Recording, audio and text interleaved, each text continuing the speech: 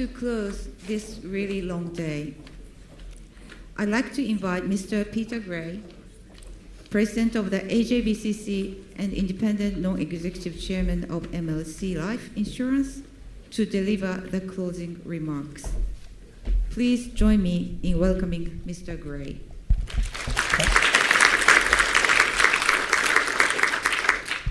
So thank you very much indeed, and it's a pleasure to be able to give the closing remarks.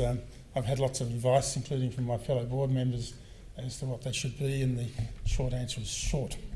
But firstly, I just want to thank the Nikkei and the sponsors, other sponsors, for the day.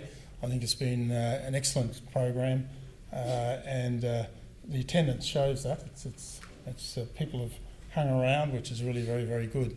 The agenda, whoever put the agenda together, also did an excellent job. I think you captured very much can't capture the totality of the bilateral relationship, but you certainly picked up the key points in the bilateral relationship. I think for someone who's been dealing with Japan for a long time, 40 years or so, if you compare it even to just 20 years ago, even though some of the issues were the same, like energy was always a key issue. The nature of that discussion has changed significantly with the focus on decarbonisation, which you get now.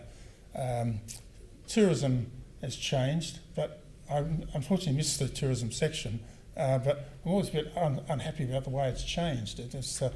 20 years ago, it was 1 million Japanese coming to Australia and 300,000 the other way, and now it seems to just flipped.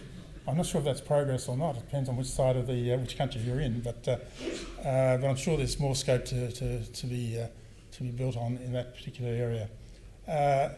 But as a final comment, I think diversity is the other area. I mean, the concept of talking about diversity in an Australian conference would have been around in 20 years ago.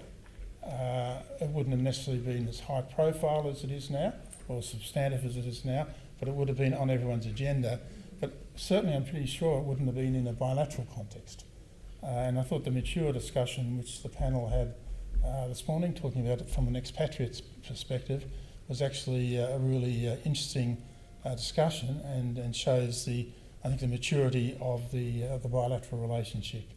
But the really big change, I think, and it's the same in a lot of areas, is in fact the geopolitical, geoeconomic overhang of everything, and that's why almost an unexpected benefit of the bilateral relationship. 20 years ago, it was around, but it wasn't seen as critical to either country's survival, but I think it is now, and having that trusted relationship between the two countries, which has been built up over 50, 60 years, and it's spilt over now into the defence and broader security area, I think is absolutely extraordinary, and it's something which both sides need to continue, and I'm sure will continue to treasure and to continue to develop. So I think you've done a great job. Thank you very much. I have one last comment to make, which is we will continue on many of these topics.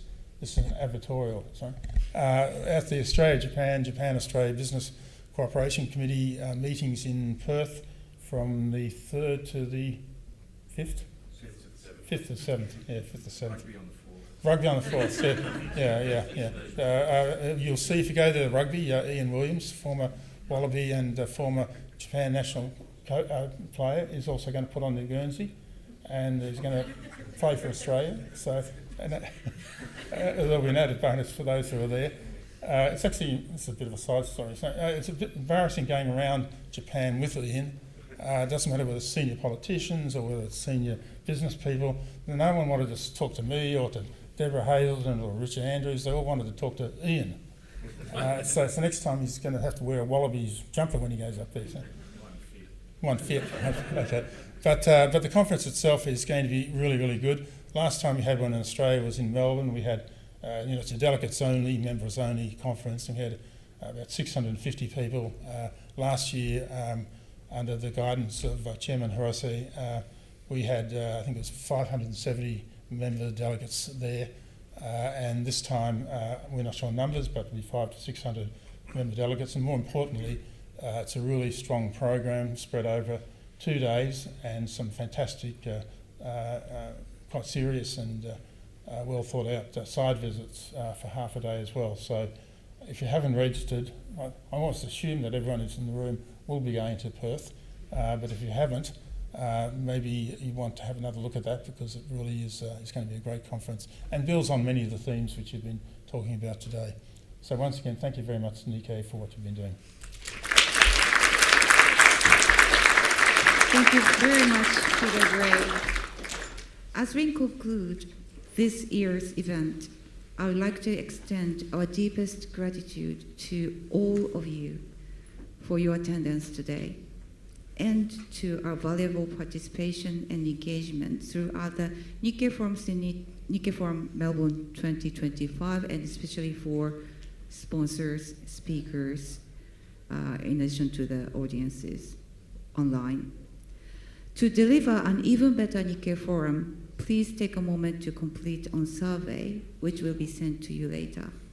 Your feedback is invaluable and will contribute to improve this forum. Lastly, I'd like to thank the operation company, dock, everyone at the dock. Thank you so much for the wonderful operation. And without you, we couldn't realize this.